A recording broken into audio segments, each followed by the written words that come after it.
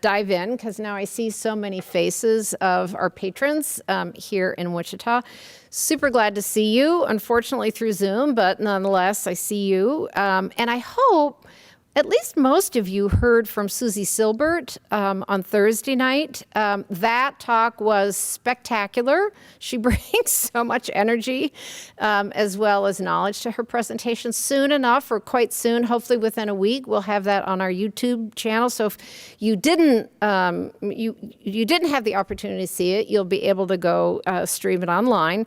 One of the things that was there are two things that were great about that talk connected to Murdock overall, and today Susie gave us a glimpse of Beth Lipman, the glass artist Beth Lipman, her trajectory as an artist, and an image of the work that she is designing for us for our entry lobby.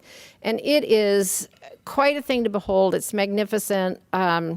Yeah, it was wonderful to be able to share that with you so early on. And she also gave a very shortened walk through the artistic life of Karen LaMonte. So Karen, we've already seen some of your work and some of your some images of your work, but it's always best to get the long story and hear it from the artist. Karen's joining us all the way from Prague with her husband, Steve Polliner, and I think their darling Pooch Lucy is probably somewhere in the background. They're joining us from Prague with the benefit of our Zoom connection. And we thought of Karen and invited her in the context of our Murdock Mixology series this year that is looking overall at larger scale glass art and how that has become an increasing phenomenon over recent decades. And Karen's work absolutely is part of that. I will acknowledge in front of all our Wichita patrons, Karen, that I have been in total awe of your work ever since I first set eyes on my first piece, and that was at the Museum of Glass in 2005. She had a solo exhibition there that was just almost life-changing. At any rate, I think there are likely a nice number of Murdock patrons who are not familiar with your work, Karen. So today we're going to transform them into fans as that exhibition did for me. So a little bit of background on Karen before she takes the screen. She's a native New Yorker. She went to school. She studied at Rizzoli, so that's the Rhode Island School of Design in Providence, Rhode Island, one of the premier art schools in the country. Thereafter, she moved to the New York City area generally with a couple of different glass-related posts. In 1999, she received a Fulbright fellowship, and she moved to Prague, where she had an opportunity to be a fellow at the Arts Academy there. Well, we learned from Susie Silbert on Thursday night that Prague is such an important glass art center in the world, and in part that's because of earlier 20th century artists, a couple, Stanislav Lubensky and Jaroslava Brichtova, who pioneered the ability for cast glass at really, comparatively speaking, an immense scale. So with Karen going to Prague, and hopefully, Karen, you're going to tell us quite a bit about this or more about this, she was able to innovate new techniques with artisans there, and she was able to cast work that was life-size, a dress with the figure absent. So you're going to see how impressive that work is. Hopefully you'll be able to see it one day in person. The work is elegant, timeless, I think mysterious and melancholy. There's a certain quiet to it as well. And as I stated before, for me, it's been just rapturous. So she's worked in with the subject of the dress. Recently, that subject has shifted, and we're going to see that. She's going to talk a little bit about this newest work. Karen LaMonte is applauded all around the world, and a way of indicating that, reflecting that. Her work is now in museum collections, including the Museum of Fine Arts Boston, the De Young Museum in San Francisco, the Smithsonian American Art Museum in DC, of course, the National Gallery of Australia, Musée d'Arts Décoratifs in Paris, and the Tuxuk Foundation in Munich. And of course, this list goes on and on and on. She's received fellowships and honors and residencies at such premier places as, and again, this is a selected short list, the Tiffany Foundation, the Corning Museum of Glass, the Kohler Art Center, quite impressive, most impressive, quite recently, the Smithsonian and their Renwick Alliance named Karen, or gave her the honor of Master of the Medium. So clearly, with this information I've shared, I could continue with raves, but instead we're going to shift to Karen so that all of you become the admirer of her and her work that I am. So help me to welcome Karen LaMonte to your screen in Wichita from Prague. Woo! Yay! Thank you, thank you. Thank you, everybody, for joining. And what I would like to do is dive right into there's the two big questions for the artist. Why do you do what you do, and how do you do what you do? And I get the feeling that so many people are shy to talk about the how. And so I'm just going to dive right in. I have made the Zoom presentations have given me the opportunity to share, I think, even more information with audiences by making very focused short films made from documentary footage from working in the studio, as well as the various workshops that I work in. And the workshops that I work in are glass studios here in the Czech Republic, metal foundries in Italy, a marble carving foundry in Italy, and in Denmark and the Netherlands, ceramic studios, 2 ceramic studios. And, not all of them all at once. I mean, this is sort of the trajectory of my work has taken me to all these different locations.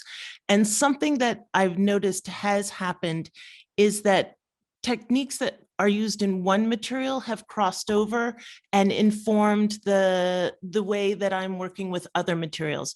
So I think we'll just dive in. And so the plan for the lecture is, or the shared time is, these short videos, and then we'll come back to live and we'll do questions and answers about what you've seen, and then we'll move on to the next one. So I have about 3 or 4 lined up. We'll just see what we have time for.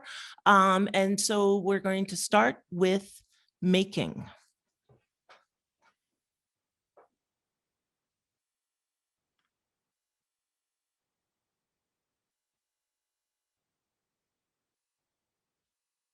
This one? Yeah.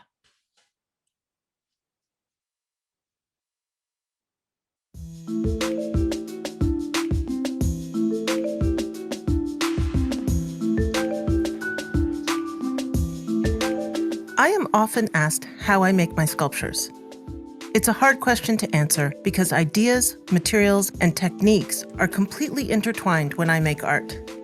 I can't talk about one without touching on the others. Ideas are the vital spark that animates materials, the conceptual scaffolding that shapes my research, choice of materials, and techniques. I see the act of making sculpture as finding a path between ideas and their physical expression. My approach is similar to that of the Bauhaus. I don't see a hierarchy between art, science, industry, or craft. I believe the act of making metabolizes materials into meaning. The goal is sort of alchemy, turn ordinary stuff into extraordinary stuff. That's my definition of great craftsmanship. My work involves lots and lots of labor, both my own and that of the craftspeople I work with. Making large-scale sculpture demands teamwork. I love these focused relationships and am always learning something new from the people I work with. Real details are extremely important to me. Real people, real cloth, and most recently, real clouds. Creating and preserving the details is a lot of work, but I do it because they provide a bridge directly from the sculptor to the viewer. To create real clouds, I worked with climatologists who wrote a weather modeling program which they ran on a supercomputer for 5 days to make my cloud. Apparently, it was the longest calculation they've ever done. The relationship between the weight of the actual cloud and the weight of the sculpture are central to the concept, so I used a robot to carve the marble because it allowed me to maintain a very precise weight equivalency. Then I worked for 5 weeks hand carving with a team. On this one sculpture, we used everything from rasps to robots, a toolbox that spans medieval times up to the 21st century. This sculpture cumulus is 50% scale by height and weighs 2.5 tons.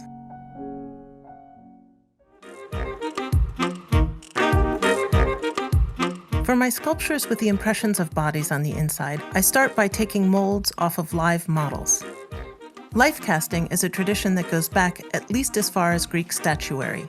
But what makes my work unique is I use this mold to define the empty space left behind by an absent body. The models are friends from art school, professional drawing models, and of course, me. I work with dresses that I find in theater shops and thrift stores, or sometimes I even sew them myself.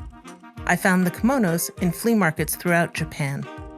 Although there are big technical differences between working with glass, ceramic, iron, and bronze, the basics are the same. First, I sculpt the original in the studio. It takes months, and I use all sorts of materials like cloth, wax, and plaster, and lots of elbow grease. I love this time in the studio. People often ask me why I don't sculpt heads and hands. It's because I am not interested in a particular person. I want to look at how the individual is defined by society, which I interpret to be the body as defined by the clothing. That's why I don't sculpt the parts of the figure that are not usually clothed. I'm probing the relationship between culture and people. Once I have completed the original, the rest is an incredibly difficult but purely technical process of rendering it exactly the same in a different material. This involves moving between positive and negative many times. It all starts by taking a rubber mold off the original. To make my ceramic sculptures, I pioneered a technique for pressing clay directly into these complex molds. I overcame the challenge of drying clay in a rubber mold by doing it very slowly from the inside out in these funky homemade drying tents. After a couple of weeks of drying like this, it gets fired in a kiln. For my metal and glass works, I use lost wax casting. I use the rubber molds to make wax replicas of the original. The waxes are encased in a refractory mold that can withstand the high temperatures of casting. When the wax is melted out of the mold, a void is left behind in the exact shape of the original. The pouring is always exciting and nerve-wracking. It's also very hot. Molten iron or bronze is poured from a crucible into the mold. For glass, the cold mold is loaded into a kiln with cold glass stacked on top, and the temperature is slowly raised over many days. Once the glass becomes liquid, it flows down into the mold. Because glass is such a sensitive material, the whole kiln needs to be cooled very slowly or it will crack. That takes months. Finally, the sculpture is removed from the molds, and the surface is finished by grinding, welding, hand polishing, sandblasting, patinating, and sometimes acid polishing. It usually takes 7 months to make a metal sculpture and over a year to make one in glass. My life-size glass dresses and kimonos can weigh up to 650 pounds each, and the bronze and iron sculptures up to 500 pounds. My ceramic sculptures are the lightest, weighing only 250 pounds. There's a lot of technical daring in my work, which of course means there's a lot of failure. Any casting which doesn't meet my standard ends up in the garbage, which is heartbreaking. But after a bit of cursing, I try to embrace the failures because they teach me so much. Sometimes the failures become the start of new artworks, like these ceramic kimonos which exploded in the kiln. I glued them back together using the ancient Japanese technique of golden joinery. Central to much of my work is the idea that imperfection is at the core of being human, and that the passage of time is as beautiful as it is inevitable. With that in mind, I anticipate and embrace the traces each process leaves behind, which I sometimes preserve in the final sculptures, like these subtle ridges in the surface of a casting, or the bubbles inside the nocturnes, which look a bit like stars, or the join lines in ceramic kimonos, which almost look like wrinkled skin, or the unique rusting of cast iron. For me, the complexities and challenges of materials and techniques mirror the complexities fundamental to being human. It can be challenging, but I engage them because it lets me express the humanity that inspires my work.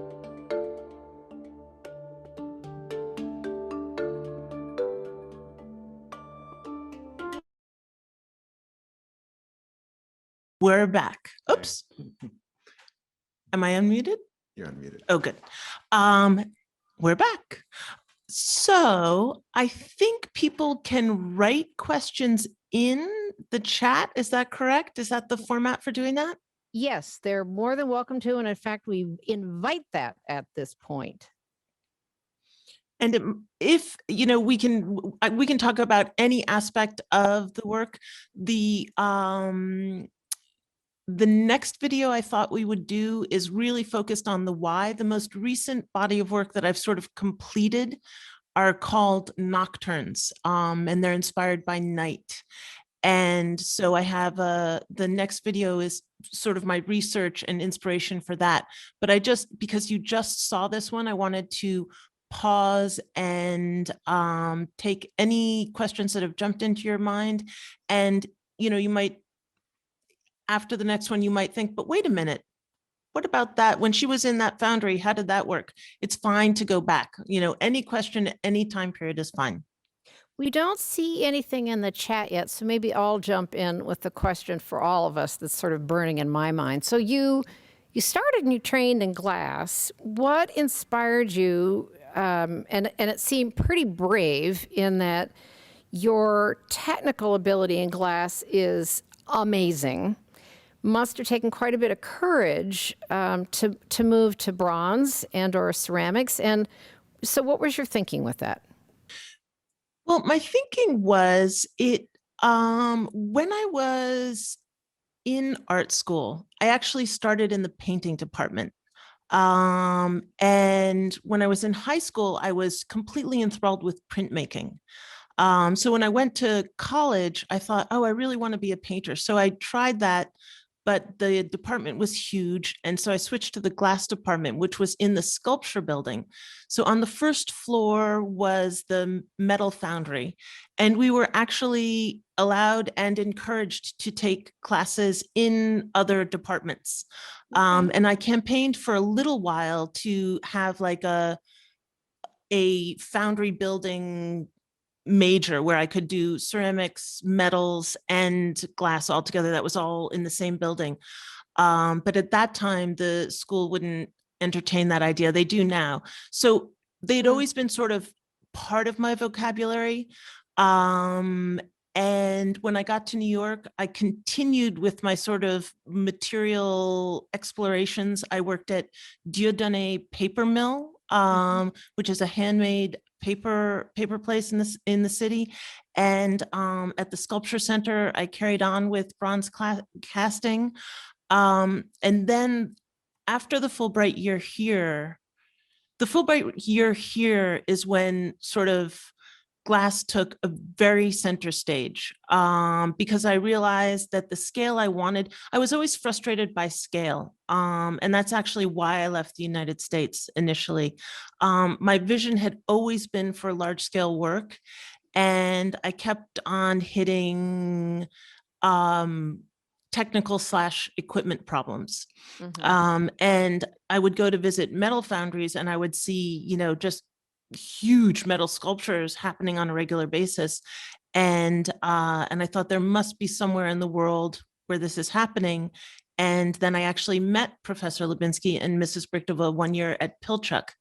And I was like, oh, that place is called the Czech Republic, and I will go there now. and, and so I applied for the Fulbright, and that worked out. And then we've been here ever since. And so for about 10 years, I really dedicated myself to fleshing out my vision using their technology and adding some elements from the bronze casting world so I could get the sort of level of vibrant detail I wanted. And then about 10 or 12 years in, I had some sort of revelation that I had been so intensely focused on that task and this sort of Western vocabulary of historic and contemporary, dress and clothing inspired work. So I said to myself, well, let's rock the boat a little bit. And so I applied to go study in Japan. And I had a fellowship, a 7-month fellowship there to study the kimono. But really that time period became like a lens through which I started seeing more materials. And the material sensitivity in Japan was something that anybody who's been there, I'm sure we all experience the same thing. It's like, oh my God, everything is considered. Every material has its life. Everything is so beautiful, even the smallest plate that you eat off of. And so when I got back, for some reason, like when I imagined making the kimonos, ceramics just came to my mind. Like that was the first thing. I had no experience or history working with large scale ceramic. So I didn't even know how to take the first step forward. But I had heard of a place in the Netherlands called the European Ceramic Work Center, EKWC. Now it's called Sunday Morning. And their program is that they invite artists, designers, architects from all over the world who have no experience. And they offer them technical advice. You have to make all your work yourself, but they guide you technically so to realize your vision. And that's where the rubber molds and the pressing the clay and everything on this large scale. And it's so funny because I had absolutely no vocabulary. I didn't know that the scale was challenging, that the use of rubber molds was challenging. I didn't realize that these things were unusual. And where all of that technology was coming from me was rubber mold making and building the waxes for the glass casting. So basically, I just transferred everything that I had been doing to build waxes into building clay objects for ceramic quite a large scale. And so I think that it's this kind of hybrid approach between all of the materials. Every time I'm working in the studio, I've little bits of technology or approach creep in from another material experience. So I don't think it's so brave. I think it's just what happens. I think things get mixed in the tumult of your mind, and new things come out.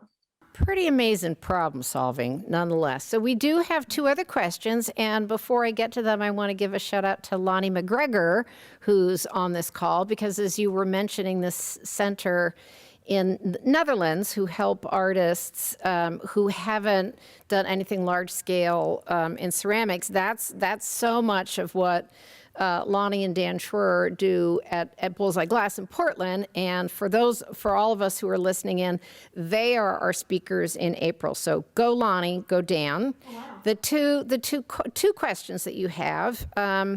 One person asked, just love the sense of motion that you have in each piece, and is that deliberate? And I'll just go ahead and give you the second question at the same time. Somebody else is really interested, how on earth do you identify the teams of artisans that you work with? Okay, the motion is very intentional and very important to me because I want things to really feel alive, like you've come upon something that's been frozen at a split second. So I work very, very hard to capture the movement of the figure, both from the beginning, from the positions that the models are standing in, then in the draping, I try to work augmenting the posture of the model. And the artisans is a really, really good question because it becomes such an important relationship. There's so much trust implied there, and there can be a lot of frustration, and you can really you can fall out with some people and not be able to work together, or it just works, and the people that I've worked with, I think the youngest relationship is probably 10 years old, right? I mean, the glass teams I've been working with for 21 years, and now I'm working with the sons of the original people that I started working with, which is amazing. And so the glass team's about 20, 21 years. The metal team's about 10 years almost. And the ceramic team, you're looking at the backbone of the ceramic team. It was really just Steve and myself and a lot of gumption. And that was at EKWC. And of course, wonderful advice from their team. And then when we went up to Denmark, to this town called Tomerup, there we did work with some people who were real experts. But they had a very different approach. There's so many approaches to have to materials, and they had a very different approach, and we loved working with them. But in the end, it just didn't end up being a really long-term relationship. I think maybe the body of work just ran its course, more quickly. But yeah, so. We have one quick technical question, then maybe we can jump into the next video. You previewed this last video. You didn't preview whatever you're about to show us. So I am curious. At any rate, someone is really interested in your large scale glass works. How long is the annealing process? Forever. It feels like forever. But the annealing, so it can take those, if the oven is full, it can take the oven about 3 to 5 days to get up to temperature and flow down into the mold. So that's the sort of crazy time. And then it can take 7 or 8 weeks. I mean, the program can be 7 or 8 weeks coming down. And then there can still be residual heat in the kiln, and it could need to sit for an additional 5 or so days. But it's incredible patience that makes glass casting possible, And then of course there is always failure because I'm always trying to do things slightly better, push something a little bit farther, increase a level of detail or decrease a wall thickness in some fatal spot. And so there's a lot of failure, right now, knock on wood, things are going very well. Because we've learned that moving slowly, especially with the glass, is the only way to do it. You cannot hurry anything with the glass. Yeah, it was painful in the film to see the work that did not succeed, and that you needed to just destroy. That was tough. It was tough. It was very cathartic. Hard to watch. Probably exponentially harder for you to do that. Well, yes. And even as I was doing it, I was like, Steve, should I really be doing this? And he's like, yes, do it. So yeah, it was done. It's over. Kill it. Right. So let's go on to the next film. Okay. Let's go on to the next great. film. So we are going to watch, this film is about the nocturnes. So here we go.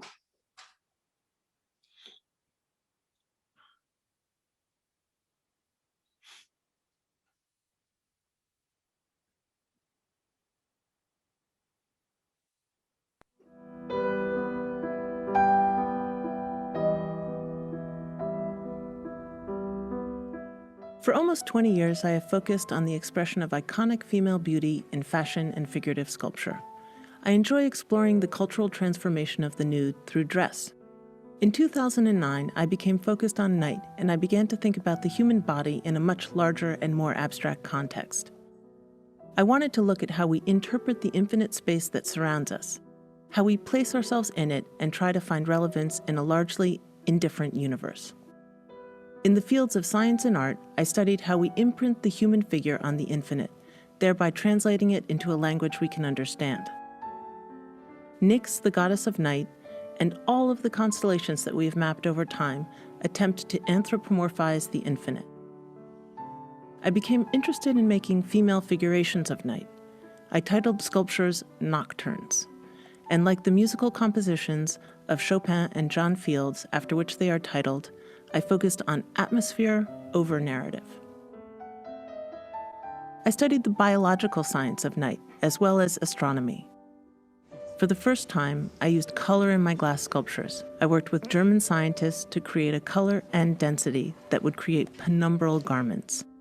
I wanted my nocturnal females to rise from a darkened pool, simultaneously emerging from and merging with the night. I sewed the garments myself, choosing fabrics for their texture or how they folded and draped. In my mind, connecting the textures and drapes of fabric with the qualities of light and atmosphere at nightfall. I wanted to wrap the female figure in dusk, exploring both beauty and darkness. I used dressmakers' mannequins to develop my designs. I enjoyed engaging with the lost art of couture and studied designers from all time periods. One of my great discoveries was the Théâtre de la Mode. At the end of World War II, while Paris was in ruins, celebrated artists in the fields of ballet, theater, and haute couture worked together to create a series of fashion figurines that were displayed on theater sets created by contemporary artists like Jean Cocteau. The small scale of the work with its large intention and effect mesmerized me. It was a declaration of the importance of beauty and culture. I titled my works Etudes in keeping with the musical nomenclature, but they are much more than studies for larger works. They celebrate the power of optimism and beauty. I became inspired to install the life-size sculptures in empty theaters, weaving together fashion, theater, and art, as the French project had. I was finally able to do this in the winter of 2016. We worked furiously to install and light the pieces in a very limited window between performances at the Historic Estates Theater in Prague. Unpacking my nocturnes in a theater where Mozart himself performed was a surreal experience, and we were all struck silent when we cleaned up the packing material and saw the moment we had created. I did a second installation at the Litomyshl Castle, a UNESCO World Heritage Site that has one of the last 5 Baroque castle theaters in Europe. It is the only one with complete sets of painted stage designs. The installations remind me of tableaux vivants of the 1800s, a particular form of performance art. Actors are both costumed and nude. They sit completely still. They create a living picture, like this one from 1857. At that time, it was illegal to move if you were nude, but fine to be nude if you were still. My installations are abandoned tableaux vivants. Clothing has taken on the forbidden sensuality of the body. Fabric has become flesh. I feel a resonance between the emptiness of the dresses, the empty theaters, and the empty darkness of night. The theaters are antique remnants of the past, which are assiduously preserved as artifacts. Working on their stages reminded me of the uncanny stillness we experience at night, walking in a city devoid of any sign of life. Like a set waiting for its players.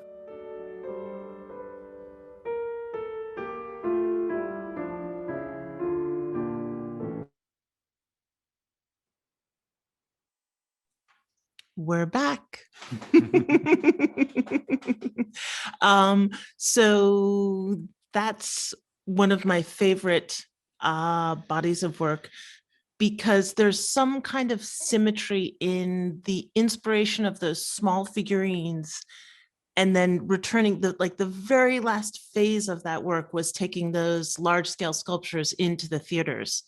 And it was just such a roll of the dice. First of all, getting access to the theaters. We have friends here, our great friends, are all involved in theater, actually. Most of our friends are actors, actresses, screenwriters. A lot of films are made here in Prague.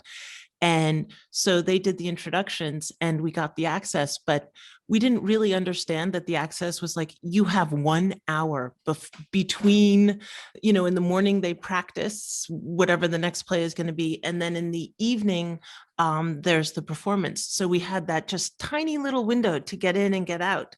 But it was an awesome experience. And I was somehow in my imagination, I just wanted to see that work back in the theatric environment, so it was really well worth it. So a couple of different questions for me in particular, Patricia speaking, while we're waiting for others to sign on. So I didn't quite understand the presentation of your work, your sculptures in the theaters. That was momentary. I sort of thought you would have it for 3 days and the public would be able to come in and see it, but I think you're telling us that no, it was there almost long enough for photography to happen, and then that was it. And then, but then another kind of connected question to this body of work. You talked about miniatures, so I know you were showing the historical work in those miniatures. Did you create some nocturnes that were miniatures? Yes. That then inspired? Yes. So elaborate more on all of that. So if they would have let, one of the idea of doing those sort of quick installations was that, at some point I would love to have sculptures be a part of a theatric presentation at some time. So I just wanted to see if the idea was interesting enough to follow through on. And then the miniatures, yes, I did. So some of the early images in the studio, I'm working at the sewing machine and you see the dressmaker's mannequins. So those are about 50 centimeters tall and that's about 20 inches. And they are, in the past, before fashion magazines and all of that, seamstresses and dressmakers would make a small version of a dress and then they would travel with that and take orders from people who wanted the dresses and then go back to their studios and make them in the full scale. So I actually, before I made the large scale nocturnes, I sewed everything in small scale first. And even because I was using a lot of different fabrics I didn't know exactly how they were going to work, through the whole process. So I wanted to take those pieces through the process as well, and make sure that everything I was imagining was going to happen. So I made a whole series of smaller scale works about 20 inches tall. Yeah, so 50 centimeters, about 20 inches tall.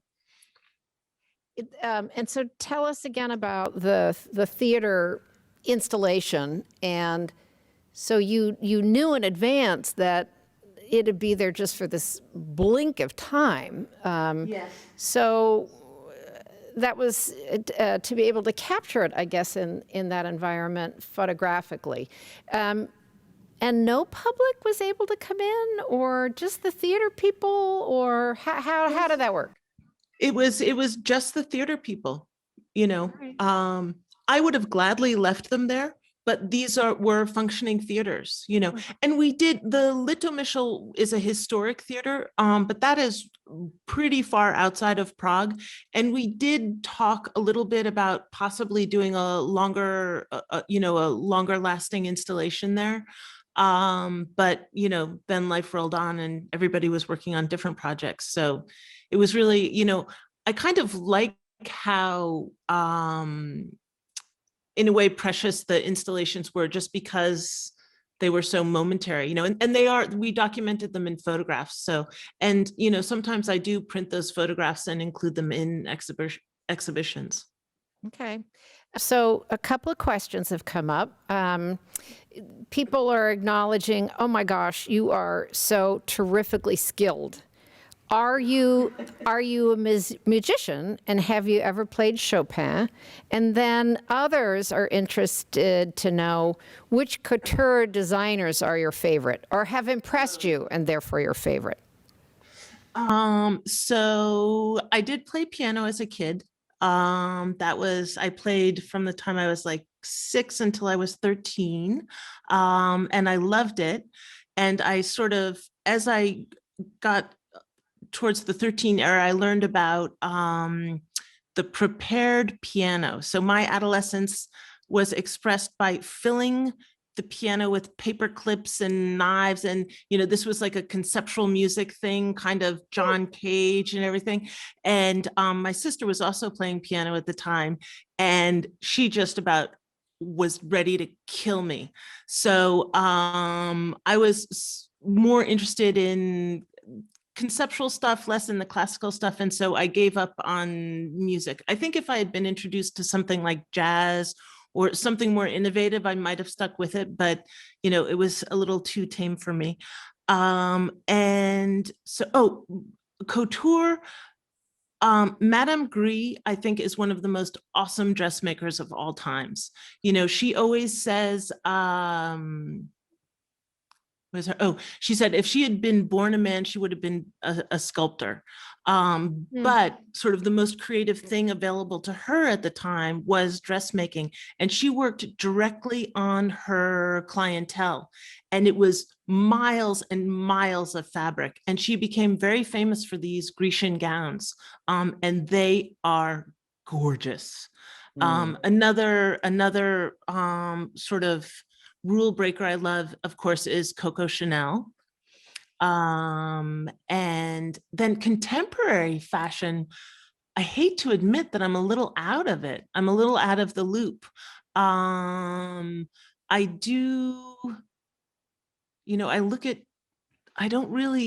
don't have a sense of what's happening in contemporary fashion right now.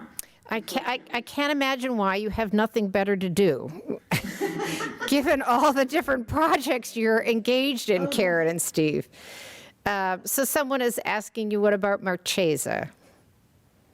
Oh, I don't know Marchesa. All right, we're all gonna have to go look her. Another one of my women who was in my research. Now I'm seeing these questions too, which is cool. Okay. Annealing we did. So Karen, do we have another film, or? We do. All right. Well, now I can go in a lot of different directions. I can show you a film about the Japanese work, the sort of my research in that, or I can show you a film about the recent cloud work. I might lean towards the cloud work because then I can talk a little bit about, I was artist in residence in the research lab in Corning. And that was the year before the pandemic. And everybody says, how did the pandemic affect your work? And it's like, well, finally, I'm getting to some things that have been on my to-do list. It took a year of being locked in my studio, but some of the stuff I've been working through is from the Corning experience and related to the cloud work. So I thought maybe I'll show the cloud video and then we can meet back again and talk. I'm going to agree with you and vote for the cloud work on the theory that most artists that I know always believe that their very best work is what they're doing right now. But I have a question for you for the group, even before that, if you could elaborate on this, that there really is a sense of mystery, melancholy. Your work is so poetic. There's sort of a perfume of ideas that surround it. Can you tell us a little bit about the lyrical sadness that's part of some of it? I think it's intentional on your part, and I'd be really eager to hear how you could talk about that. Sure. That's the best question I've ever been asked.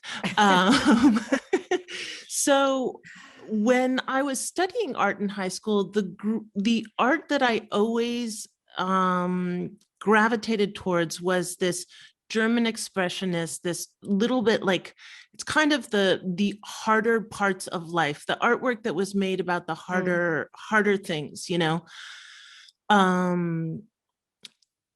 I love impressionist artworks, but they seem a little too happy to me to, you know, and there's just so much more going on in the real world, you know. And so I try to, without being dour or heavy, to sort of talk about the complexity of the picture. You know what I mean? I hope that kind of helps. Certainly. And I think there's more of that even in the cloud work. So maybe the film, and you'll find ways to sort of expand on that a little bit. So okay. On to a film. Sunday afternoon, and we're going to the matinee. Who knew? It's a triple feature.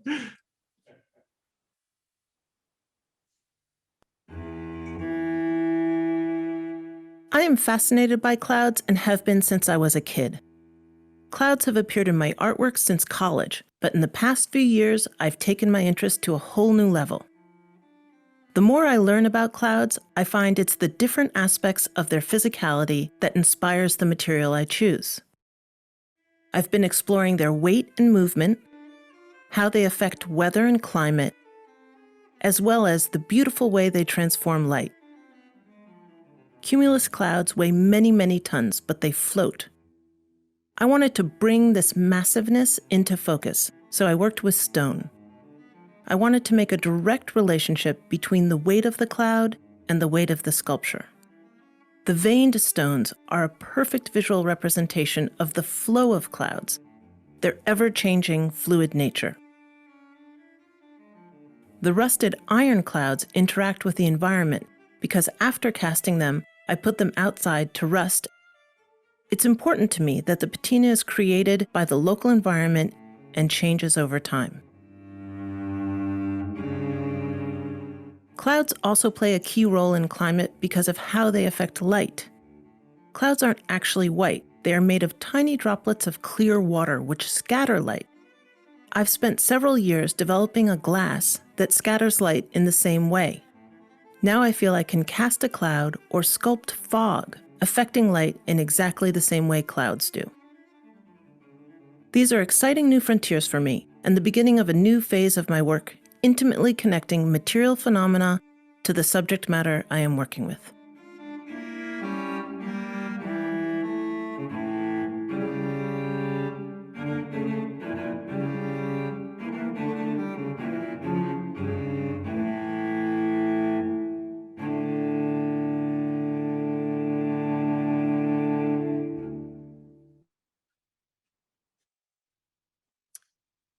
That was gorgeous. Good.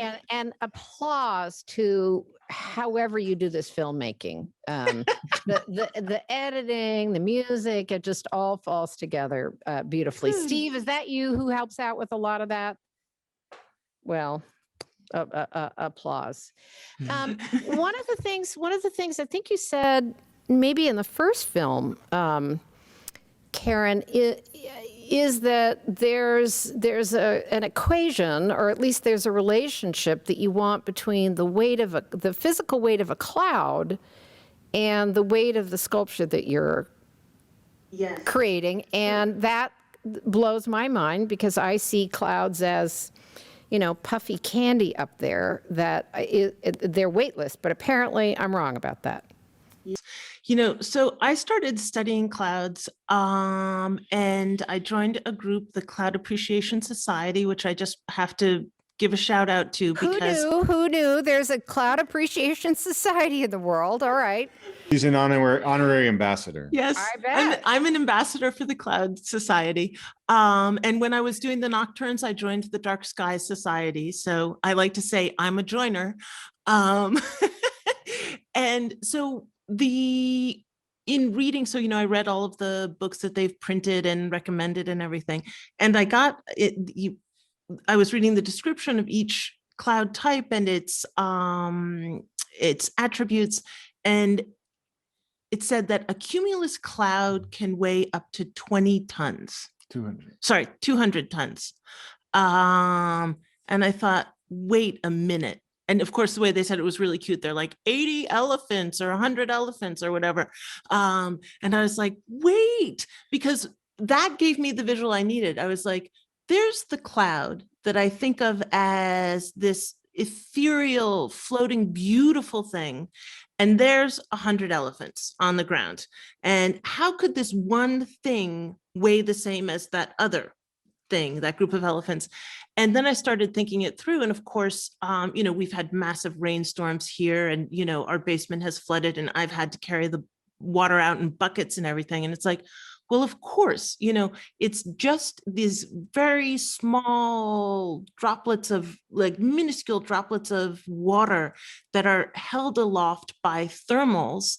And when it rains, you get a sense of that weight. But other than that, it's just magical. And so that became the first thing that I wanted to try to have people feel or realize in making a sculpture.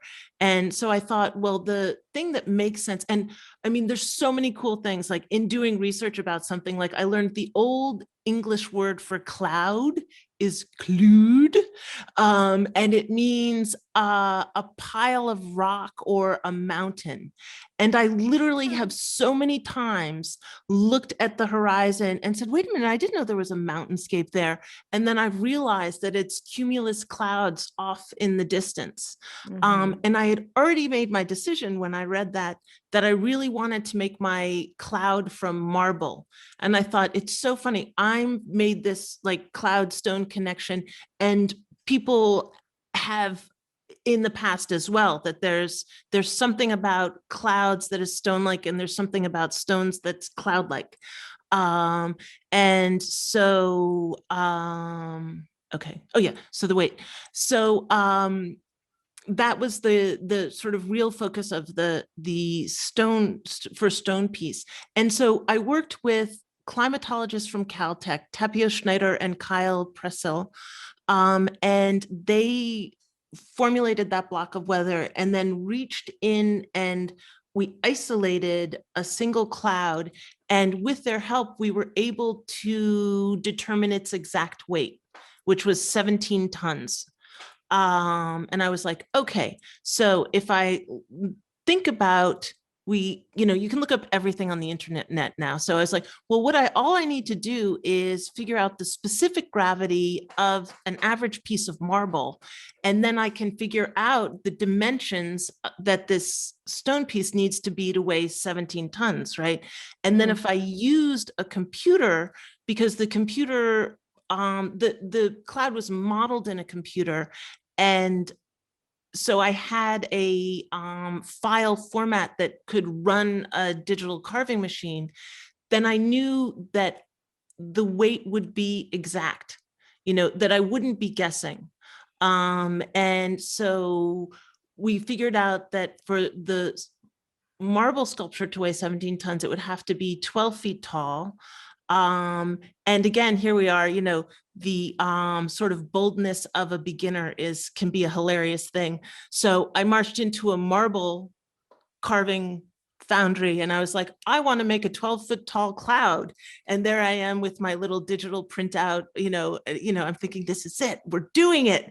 And then they were like, well, we can do that, but to move the sculpture afterwards, because it's heavier than any of the things that are allowed over the bridge, and it won't actually fit through the tunnel that connects this town to the rest of the world. You will have to move it with a Russian helicopter. And I was like, now this is getting really exciting. And Steve is like, Karen, this is so far outside of what we can do. Like, yeah.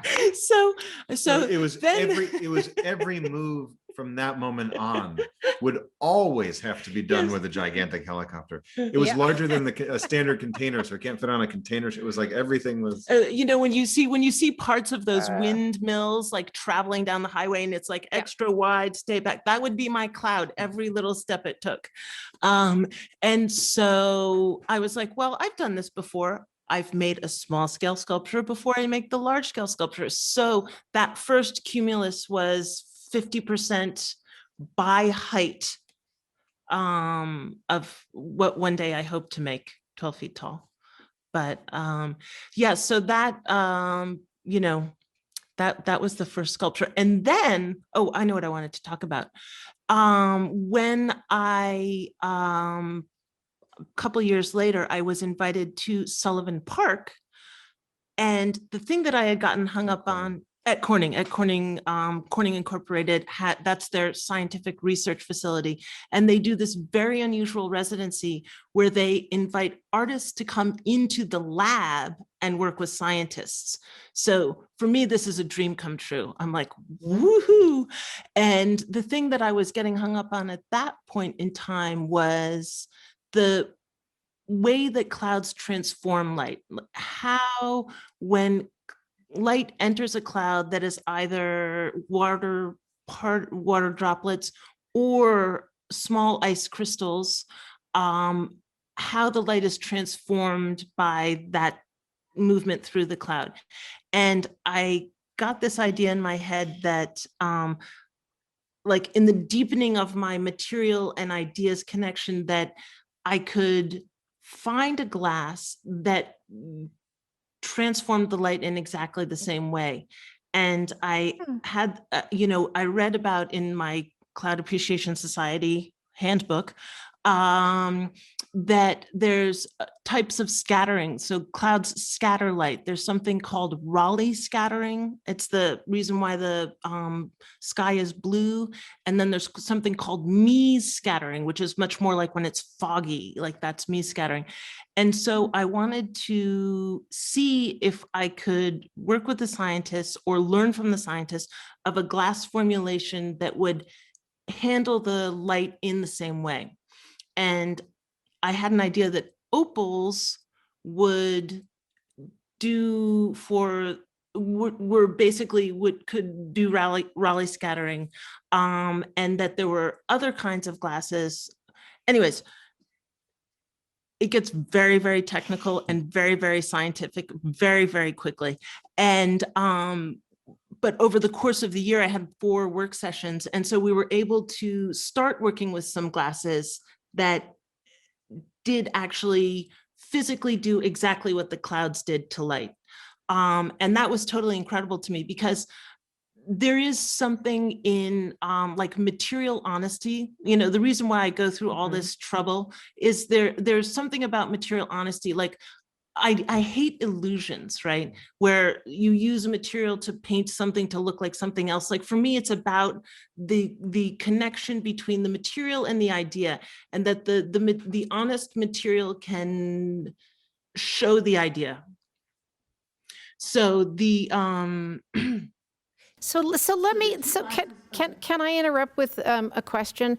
So yeah. I was not really making the connection between why it was important to you at all that your sculpture would weigh the same, or that there was some kind of relationship and equivalency between the weight of the cloud and the weight of the sculpture. But I think I just got it from what you have said about honesty of materials that I understood came out of the quality of light of your sculptures and the relationship that they have to the object that you're representing.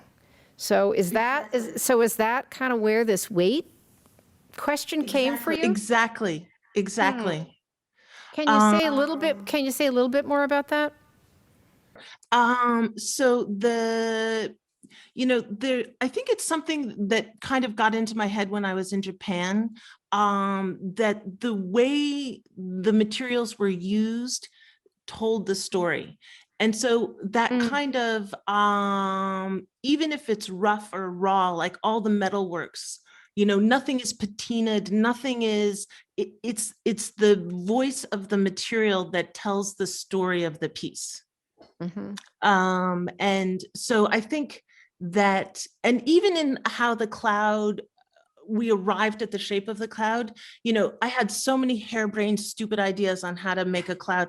I was going to get a fleet of 100 drones and send them up and surround a cloud, and we were going to photograph it from all sides. And then we were going to use photogrammetry and come up with a real cloud. And this was a ridiculous idea that was totally impossible.